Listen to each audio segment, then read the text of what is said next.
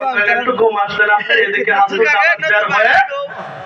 বের হয়ে গেল আসুন নামাজ মাগরিবের টাইম চলে আসতেছে আলী মনে মনে কল্পনা করে দুজাহানের বাদশা নবী রাহমাতুল লিল আলামিন নবী আমার রাত মুবারকের মধ্যে মাথা মুবারক দিয়ে ঘুমাইতেছে আমি কি করে আমি ডাক দেই আমি কি করে ঘুম আসি দেখেন সাহাবীদের আদব কেমন ছিল আমার নবীদের প্রতি এই ঘটনা এই জন্য বলতেছি শুধু শুনলে হবে না নবীদের প্রতি আদব এবং ভালোবাসা আছে তো ইবাদতের দাম আছে নবীদের প্রতি আদব এবং ভালোবাসা নাই কোনো ইবাদত আমার মালিকের দরবারে গ্রহণযোগ্য তিরমিজি শরীফ সহিহ হাদিসের মধ্যে হযরত ওমর ফারুক রাদিয়াল্লাহু আনহু থেকে বর্ণিত যতক্ষণ পর্যন্ত আল্লাহর কোন বান্দা বান্দী আমার নবীকে মহব্বত করে নবীদের প্রতি দুরূদ শরীফ না পড়বে কোন ইবাদত করে আল্লাহর দরবারে পৌঁছবে সমস্ত ইবাদত বন্দেগী প্রথম আকাশের নিচে ঝুলন্ত অবস্থায় থাকবে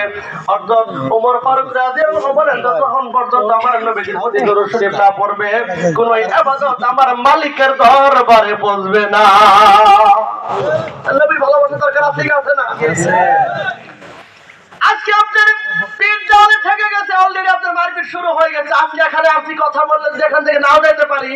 যদি ধরে জবাই করে দিতে আমার সত্য বলতে হবে বলুন ঠিক না বেশি কারণ আমার যদি জবাই করে ফেলাই দেয় আমার যারা জবাই করে যে জায়গার মধ্যে পাঠাবে আল্লাহ ওদেরকে একদিন ওই গোত্রের মধ্যে নিয়ে যাবে খেলা হবে সেখানে বলো ঠিক না বেশি এই জগতে আছি একদিন থাকতে আজকে আছি কালকে নাও থাকতে পারি আজকে হয়ে গেল যেতে হবে কাল গেলেও যেতে হবে সত্য বলে যাবো ঠিক না বেঠি অর্থাৎ আপনি শহীদ নুরুল ইসলাম ফারুকী বলছেন নবীজির প্রতি তার ভালোবাসা আছে নবীজির প্রতি তার আদব আছে সে হোক একটা মুসি সে হোক একটা রিক্সাওয়ালা সে আমার মাথার তাজ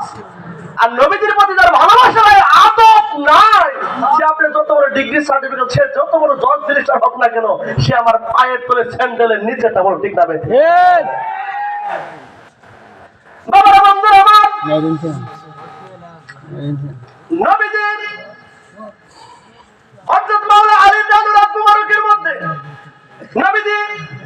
ঘুমের ঘরে চলে গেছেন ঘুমের চন্দ্রাইছেন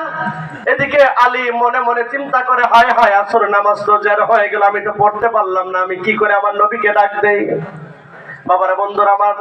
আলী কি করলেন আমার নবীজিকে বেশি প্রাধান্য দিলেন বলুন ঠিক না বেঠি আবার কেউ বলেন না আমি নামাজ পড়তে না করতেছি কারণ যে নবী নামাজ আনলো সেই নবীজির প্রতি ভালোবাসা এবং আদব আগে তারপর হইল নামাজ বলুন ঠিক না বেঠি বাবারা বন্ধুরা আমার নামাজ পড়তে হবে কিন্তু একটু এদিক সেদিক দেন একদম ডাইরেক্ট